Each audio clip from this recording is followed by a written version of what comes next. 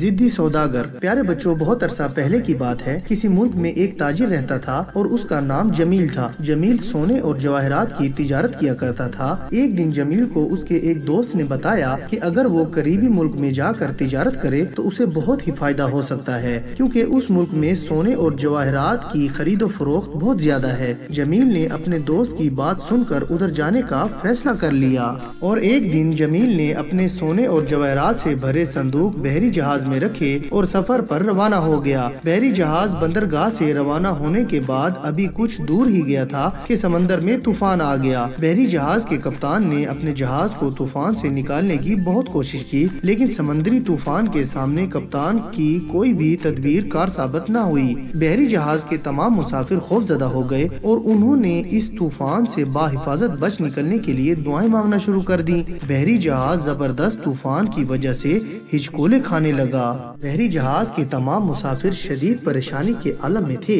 کہ کچھ دیر بعد انہوں نے محسوس کیا کہ طوفان کی شدت میں کمی آ رہی ہے۔ اس کے ساتھ ہی سب کے چہرے خوشی سے کھل اٹھے، لیکن کچھ دیر کے بعد جہاز کے کپتان نے اعلان کیا کہ دوستو، ہمارے جہاز میں ایک سوراخ ہو گیا ہے اور اس سوراخ سے سمندر کا پانی جہاز میں داخل ہو رہا ہے۔ یہ خبر سن کر مسافر پھر پریشان ہو گئے۔ ہر کوئی جان بچانے کے لیے تدبیریں سوچ رہا تھا کہ اچانک ان لوگوں کو سمندر میں ایک جزیرہ نظر آ گیا۔ جزیرے پر نظر پڑتے ہی مسافروں نے سمندر میں چھلانگیں لگا دیں اور تیرتے ہوئے جزیرے تک پہنچ گئے۔ بحری جہاز ڈوبنے والا تھا۔ کپتان نے دیکھا کہ جمیل ابھی تک جہاز میں موجود ہے۔ اس نے جمیل کو بھی سمندر میں کود کر جزیرے تک پہنچنے کا مشورہ دیا، لیکن جمیل سونے اور جواہرات سے بھرے صندوق بحری جہاز میں چھوڑ کر جانے پر رضامند نہ تھا۔ کپتان نے جمیل کو بہت سمجھانے کی کوشش کی کہ تم اپنی جان کی فکر کرو، لیکن جمیل نے اس کی نہ سنی اور کچھ ہی دیر بعد بحری جہاز زیادہ پانی بھر جانے کی وجہ سے جہاز سمندر میں ڈوب گیا، جبکہ سوداگر جمیل اپنی ضد کی وجہ سے موت کے منہ میں چلا گیا۔ تو پیارے بچوں، اس کہانی سے ہمیں یہ سبق حاصل ہوتا ہے کہ ہمیں کبھی بھی ضد نہیں کرنی چاہیے، کیونکہ ضد کرنے سے نقصان ہوتا ہے۔